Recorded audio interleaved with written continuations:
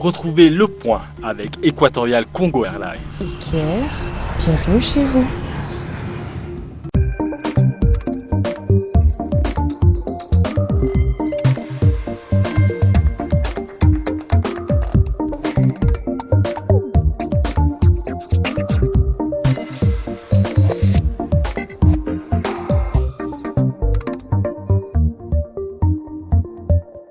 Les enjeux liés au financement des économies africaines sont nombreux et délicats, précisément parce qu'il s'agit de trouver une solution durable aux problèmes de pauvreté et de développement. C'est pourquoi la finance islamique propose une alternative aux moyens de financement habituels, pour stimuler le développement du marché local et international, impulser une dynamique différente, avec comme objectif de permettre le financement alternatif des projets de l'émergence des États africains. Avec son positionnement comme troisième meilleure région en termes de croissance dans le monde, l'Afrique est de plus en plus attrayante et la finance islamique entend bien y gagner du terrain. Si elle a d'abord procédé d'un mouvement militant et d'inspiration religieuse, la volonté d'investir de manière responsable est de plus en plus prégnante dans un monde où les pratiques financières sont souvent dénuées de valeur morale. Sur la dernière décennie, la finance islamique connaît régulièrement une croissance annuelle à 2 chiffres, bien que le poids global de la finance islamique ne dépasse guère plus de 1% de la finance mondiale. Un secteur donc encore marginal qui connaît pourtant une marge de progression énorme. Pour mieux appréhender les contours de la finance dite islamique, nous faisons le point avec Mamadou Aboussar, vice-président senior, responsable mondial des investissements socialement responsables, chez Northern Trust Asset Management.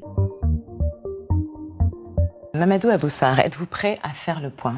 Tout à fait. Très bien. Qui est Mamadou Aboussar? Alors, en soi, de façon fonctionnelle, je suis responsable mondial des investissements responsables au sein d'une entreprise américaine qui s'appelle Northern Trust. Une entreprise qui a plus de 800 milliards de dollars d'actifs sous gestion. Et je suis responsable d'une poche qui représente de façon approximative 60 milliards de dollars d'encours qui sont gérés à travers le monde. Il y a eu notamment un article du Financial News qui parlait notamment des moins de 40 ans dans la finance et vous en faisiez partie. Comment ça se passe quand vous êtes recruté comme ça? J'imagine que vous aviez forcément un très bon background, un bon pédigré. Alors je dirais que le socle éducatif n'est pas, je dirais, un prérequis pour une bonne carrière, mais permet avoir quand même une base solide. Donc pour ma part, j'ai étudié l'économie de façon générale et l'économie du développement à l'université Jean Monnet à Paris, et j'ai aussi eu la chance de participer à un programme d'échange avec l'université du Connecticut. Par la suite, j'ai intégré le SCP Europe à Paris et j'ai réalisé un master spécialisé en International Project Management. Donc voilà, on dirait gestion de projet à l'international. Voilà pour tout ce qui est parcours. Et puis j'ai eu la chance aussi d'aller à London Business School et de faire un pôle un peu plus spécialisé sur tout ce qui est marché action. Voilà. Ensuite, après avoir étudié l'économie du développement, j'avais plus attrait à travailler sur des problématiques de développement. Et j'ai commencé dans un domaine complètement différent, on peut dire, en tant que banquier, dans tout ce qui est gestion de risques et trading de devises. Donc loin des problématiques de développement. Et aujourd'hui, j'ai fait un petit 360 et je suis revenu sur des thématiques qui ont un impact financier, mais aussi un impact social et un impact de bonne gouvernance. Et donc voilà, j'ai la responsabilité mondiale de ces activités-là au sein d'une entreprise américaine. Vous avez notamment une expertise particulière, en dehors de tout ce que vous nous avez raconté. Vous êtes un expert en finance islamique, du moins ce qu'on appelle la finance islamique. Alors qu'est-ce que c'est? Est-ce que vous pouvez nous éclairer sur ce sujet? Je pense d'abord qu'il faut démystifier le terme.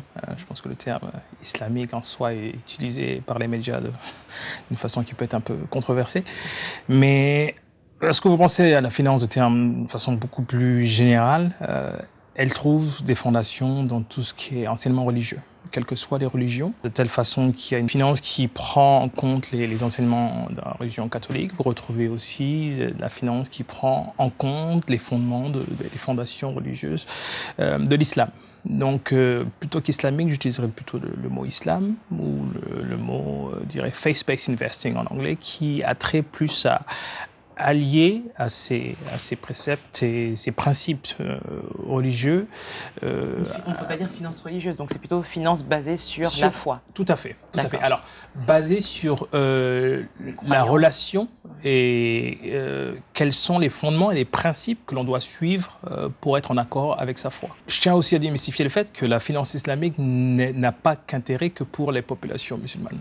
Si vous pensez à un centre comme Londres, qui est un centre en dehors des pays, lorsque vous avez une forte population musulmane, est un vrai centre pour la finance islamique, les investisseurs qui sont attirés par la finance islamique peuvent être de tous bords, n'ont pas besoin de suivre une certaine religion pour être intéressés sur les produits qui sont créés. Alors, pour simplifier, je vais commencer par tout ce qui est marché-action. La finance islamique dans les marchés-actions est basée sur différents instruments. Et lorsqu'on pense des marchés-actions, donc tout ce qui est entreprises qui sont listées en bourse, on part du principe que certains secteurs ne doivent pas être encouragés ou financés lorsqu'on a pour foi à l'islam. Alors, il s'agit de secteurs tels que la pornographie, de secteurs tels que l'entertainment, en sens divertissement, voilà, les jeux, la consommation de porc aussi, et voilà, pour le socle, on va dire. Le deuxième filet est un filet purement quantitatif et financier qui est lié au financement des entreprises. Donc, on regarde le taux d'endettement.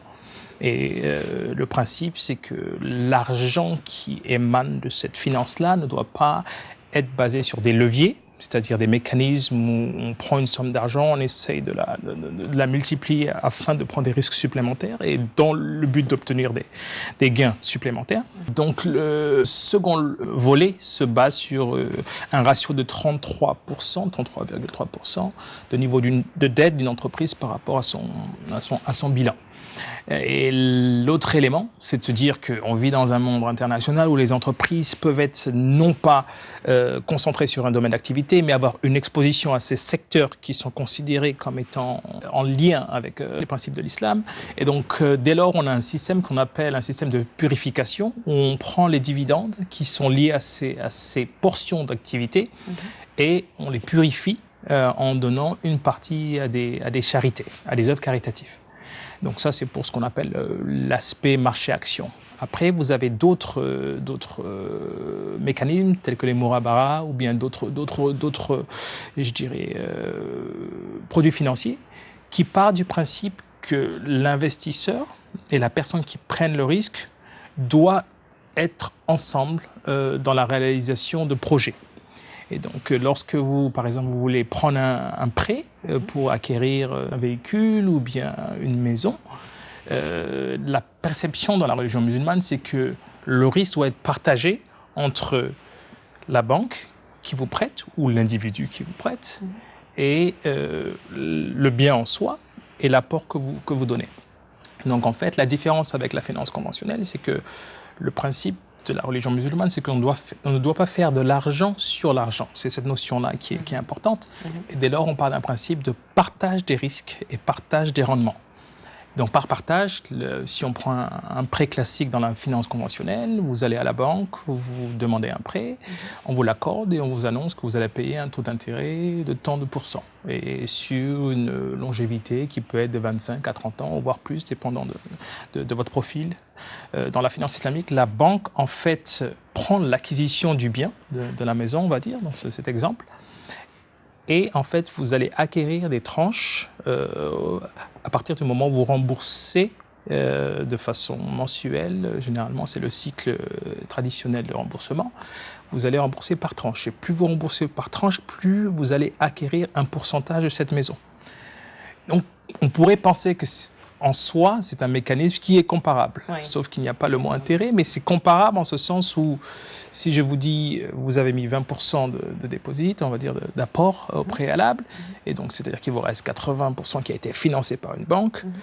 Dans la finance islamique, je vous dirais que la banque détient la maison, et à fur et à mesure que vous remboursez, vous augmentez en pourcentage. Donc à un moment, vous avez 50% de cette maison, de façon factuelle, et puis jusqu'à avoir 100% et avoir un transfert de titres. Voilà. Donc, le principe fondamental, c'est qu'il ne faut pas faire de l'argent sur l'argent. Ce qu'on condamne, c'est le loyer de l'argent. Maintenant, il y a d'autres mécanismes qui permettent un partage de risques et de rendement, qui sont les principes de base de la religion musulmane, un aspect de partage qui est important. Donc c'est d'abord basé sur l'éthique, on a dit la foi, mais en réalité c'est des principes d'éthique et de morale presque en fait. Tout à fait. D'accord. Mais quel est l'intérêt, j'ai envie de dire, du prêteur ou de la banque dans ces cas-là? Alors, j'ai mis en exergue deux aspects, l'aspect risque et partage des risques, mais l'aspect rendement aussi. Donc, lorsque vous investissez dans des projets, le but c'est de partager les gains. Vous partagez les risques, mais vous partagez aussi les gains. Donc, soit on perd ensemble, soit on gagne ensemble. Voilà, donc c'est cette notion d'équité dans les transactions qui n'empêche pas la possibilité de faire des gains, bien évidemment. Pour que la finance islamique soit viable en soi, il faut qu'elle puisse générer des profits à la fois à l'apporteur de capital au sein d'une structure et à la fois aussi aux investisseurs qui achètent ces produits-là. Voilà. Alors vous le disiez, pour être impliqué ou pour investir dans ce domaine-là, on n'a pas besoin d'être de confession musulmane. On n'a pas non plus besoin que en revanche, est-ce que les clients doivent être de confession musulmane ou pas? Ce n'est pas demandé en tant que tel.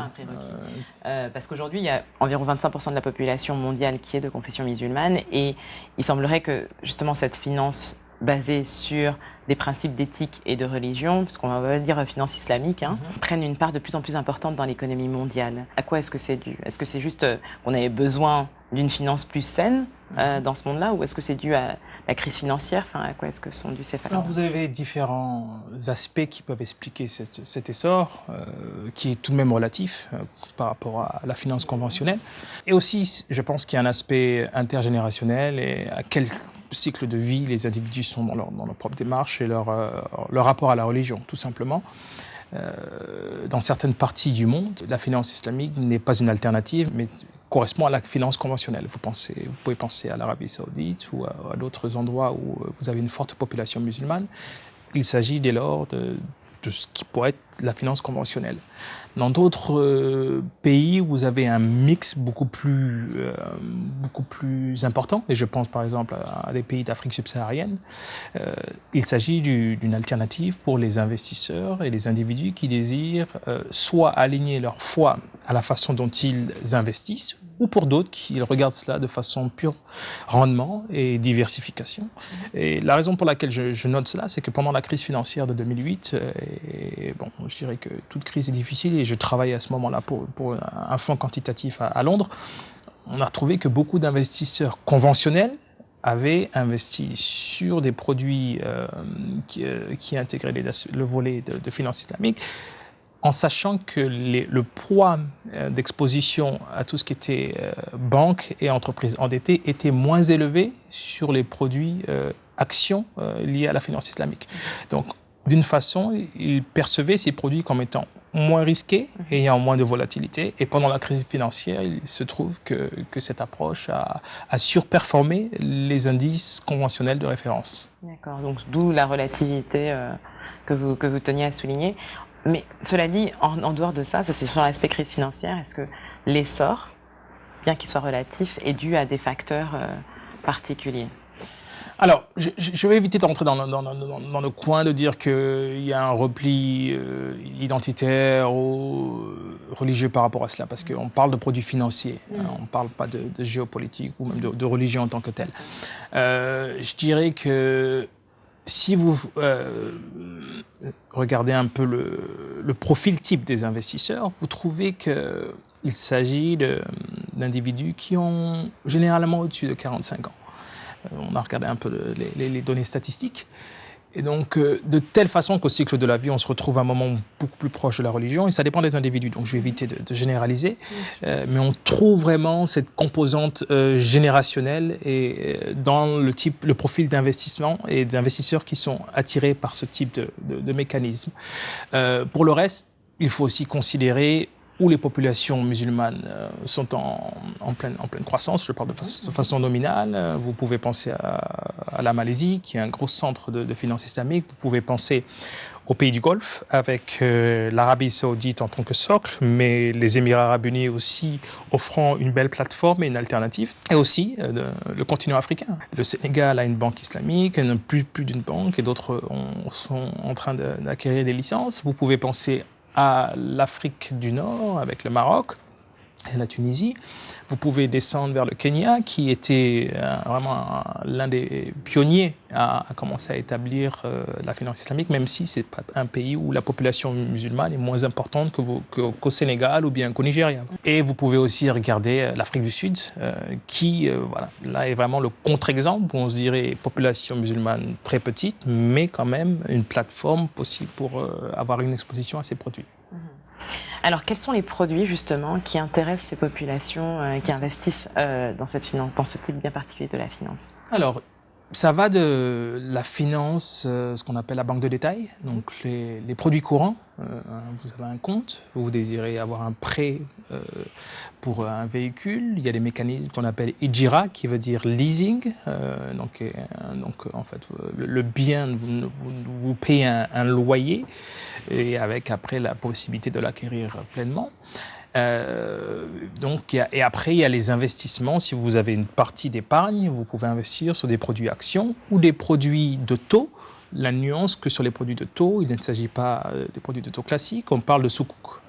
Les soukouk sont émis par des entités qui peuvent être des entités étatiques. Le Sénégal a émis un soukouk il y a cela de quelques années et d'autres pays l'ont fait. Et ça peut être aussi des entités supranationales de type banque de développement ou des entités, enfin des entreprises en tant que telles qui peuvent émettre des soukouk. Donc voilà, donc là j'ai couvert deux aspects, les marchés actions, les marchés soukouk, je dirais pas taux, puisque il y a une vraie nuance par rapport à cela. Donc vous allez de la banque traditionnelle à des produits d'investissement et au-delà de ça, vous avez d'autres produits qui sont beaucoup plus, je dirais, d'un intérêt pour les investisseurs institutionnels ou les investisseurs aguerris qui ont pour appétit d'avoir des produits un peu plus complexes. Donc les Mourabara, les Moucharaka sont des structures où en fait vous pouvez avoir une exposition à des secteurs divers et variés avec un partage de risques comme j'ai donné notion et un partage des rendements. Voilà. Donc là il y a des mécanismes en anglais qui s'appellent SPV, Special Purpose Vehicle, où on crée ces entités pour vous permettre d'avoir une exposition à des projets. Et ça peut couvrir l'agriculture, comme ça peut couvrir l'acquisition d'entreprises, comme ça peut couvrir d'autres aspects de l'industrie. En quoi est-ce que la finance islamique, ou on va dire la finance basée sur les religions, j'ai encore fait l'erreur, contribue au développement? Alors pour le coup, je m'intéresse uniquement à l'Afrique, puisque vous disiez qu'il y avait quand même pour le coup un essor que vous avez vous-même noté à travers l'énumération des pays que vous avez fait tout à l'heure. En quoi est-ce que ça contribue au développement de ce continent? Alors, il y a un autre élément que j'ai pas... Parce qu'on s'est concentré sur tout ce qui est investissement, mais il ne faut pas oublier que je dirais tout ce qui est consommation, tout ce qui est... le terme utilisé, c'est halal food, est quand même une industrie énorme.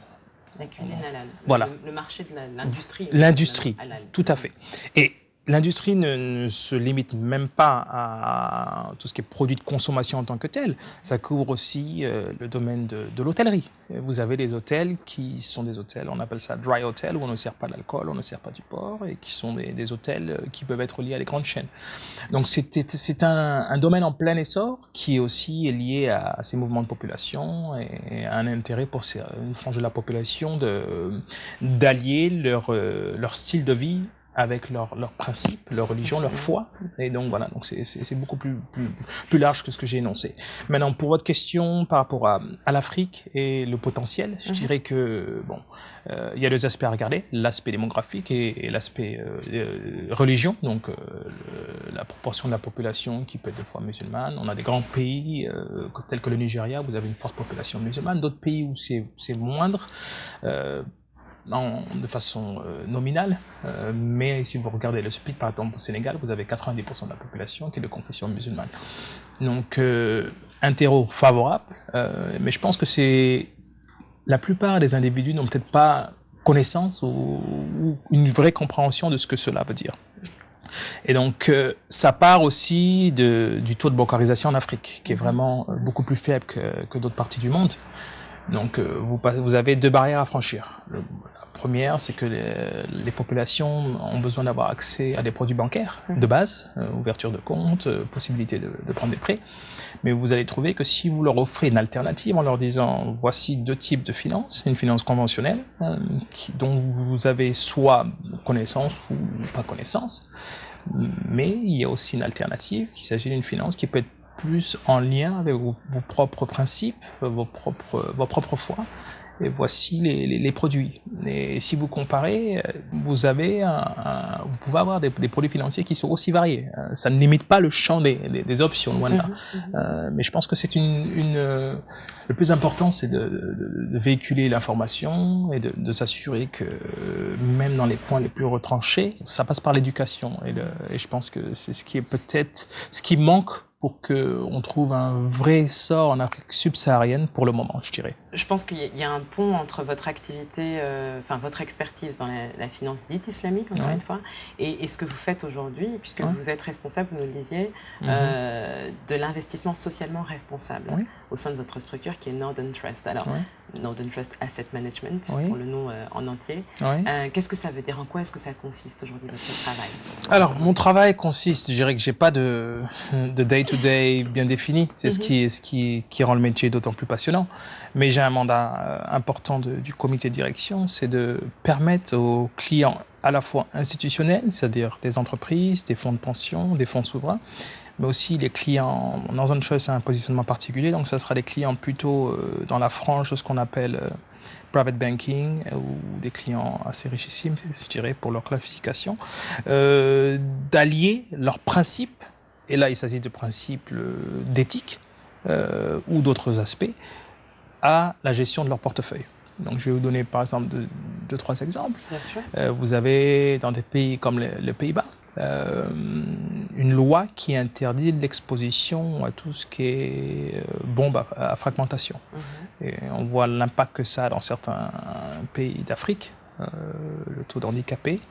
Et donc vous avez une loi aux Pays-Bas, et pas uniquement aux Pays-Bas, qui interdit aux clients institutionnels d'avoir une exposition aux entreprises qui produisent ces bombes à fragmentation. Et donc, une frange d'investisseurs viennent en disant « je ne désire pas avoir une exposition à ces entreprises-là, merci de les exclure de mon portefeuille ou de mon champ d'investissement ». Vous avez d'autres investisseurs, et pendant la COP21, j'ai eu la chance d'y participer au mois de décembre à Paris, qui vont vous dire le changement climatique impacte les pays en voie de développement, et je désire limiter mon exposition à des entreprises qui utilisent le charbon, qui utilisent d'autres technologies qui aujourd'hui sont non pas désuètes, mais créent des externalités négatives élevées. Donc voilà, deux exemples différents, un sur l'aspect environnement, l'autre sur l'aspect social, je dirais, l'impact social de tout ce qui est l'handicap. Voilà. Et donc, vous avez des aspects aussi beaucoup plus pragmatiques, tels que la bonne gouvernance. Donc voilà, j'ai eu la chance de créer des produits financiers qui intègrent un volet gouvernance sur les pays en voie de développement. Donc, on regarde, est-ce qu'une entreprise a la bonne gouvernance? Est-ce qu'une entreprise sera à même à être présente dans les années qui suivent? Et donc ça, c'est ce que je fais. Donc, j'essaye de démystifier aussi ce domaine-là, parce qu'on pense toujours qu'il s'agit d'une niche, mais pour moi, j'appelle ça le common sense. Une entreprise ne peut fonctionner si elle intègre les aspects de bonne gouvernance. Elle ne pourrait pas l'être demain si elle n'intègre pas les aspects de bonne gouvernance. Elle ne pourra pas fonctionner si les employés au sein de l'entreprise ne se sentent pas valorisés, et si l'aspect social n'est pas pris en compte. Elle ne pourra pas fonctionner si ces externalités négatives impactent son bilan, tout simplement. Donc, à dire vrai, j'utilise mon parcours technique et ma formation en finance et ce que j'ai fait au préalable pour allier cela à un aspect qui fait du sens pour beaucoup d'investisseurs. Et pour vous donner une idée de la taille de ce marché, dit des investissements responsables, ça représente 21 trillions de dollars. Et pour simplifier, cela veut dire que 30% de l'argent qui est aujourd'hui géré de façon professionnelle intègre déjà ces aspects-là. Et ma prédiction, c'est que ce chiffre n'ira que dans un sens, avec beaucoup plus d'investisseurs qui sont au courant de ces produits-là. et le potentiel de croissance. Mamadou Aboussar, puisque nous sommes ensemble, nous allons passer à notre séquence pointillée.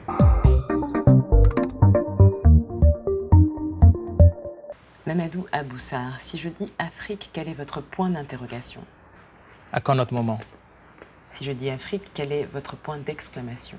Fort potentiel. Quels sont vos points de suspension? Stabilité, géopolitique, élection. Si je dis Afrique, quel est le point fort? Jeunesse, dynamisme. Si je dis Afrique, quel est le point faible? Bonne gouvernance, accès à la finance.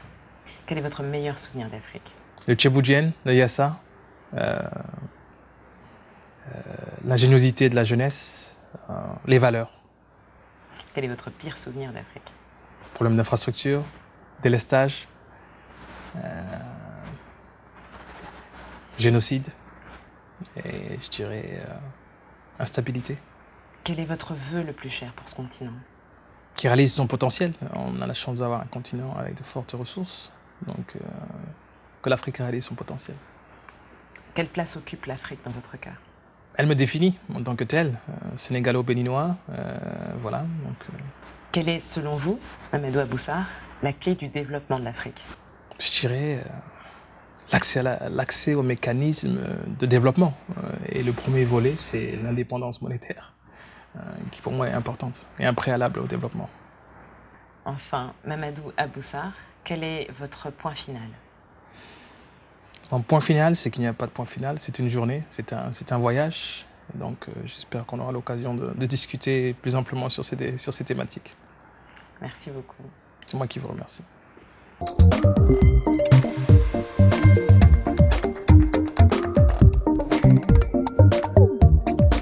Vous souhaitez réagir à cet entretien? C'est possible en écrivant à lepoint@voxafrica.com ou en nous recherchant sur Twitter et Facebook.